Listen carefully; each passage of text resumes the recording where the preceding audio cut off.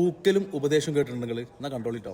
ആത്മാർത്ഥതയെക്കുറിച്ച് പറയുകയും ചെയ്യാം, അവിധത്തെ സപ്പോർട്ടും ചെയ്യാം. ഞാൻ പൊതുവേ മോട്ടിവേഷൻ സ്പീക്കർമാരത് എൻ്റെ ലൈഫിൽ എനിക്കൊരു സ്വാധീനം ചെലുത്തിയിട്ടില്ല. എന്തെങ്കിലും മാറ്റം വന്നിട്ടുണ്ടെങ്കിൽ സ്വയം എടുത്ത തീരുമാനങ്ങൾ മാത്രമാണ്. ഓക്കെ, അതൊക്കെ അവരുടെ തോട്ടുകൾ മാത്രമാണ്.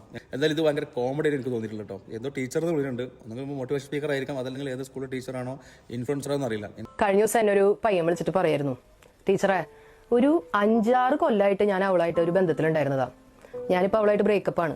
പക്ഷെ ഇപ്പോഴാണ് ഞാൻ അറിഞ്ഞത് അവൾ 1 മാസത്തിനുള്ളിൽ വേറൊരാളായിട്ട് റിലേഷൻഷിപ്പിലായിരുന്നു.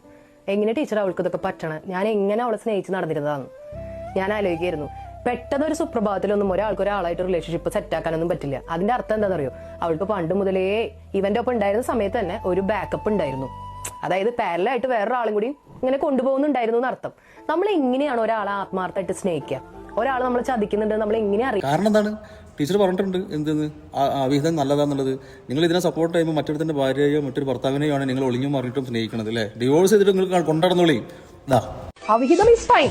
നമുക്ക് നേരം പോലെയൊക്കെ ആണെങ്കിൽ നല്ലത് തന്നെയാണ്. കാരണം നമുക്ക് എപ്പോഴും മോണോഗമസ് ആയിട്ട് ഒരാളിൽ മാത്രം ആശ്രയിച്ചുകൊണ്ടിരുന്നു. അയാളാണെങ്കിൽ നമ്മൾ സ്നേഹിക്കണില്ല, അയാളാണെങ്കിൽ ഫുൾ ടൈം നമ്മളെ തെറി വിളിക്കുക, നമ്മൾ തല്ലുക, ഇങ്ങനെ മാത്രമായിട്ട് ജീവിക്കുമ്പോൾ എന്തെങ്കിലുമൊക്കെ എന്റർടൈൻമെന്റ് വേണം.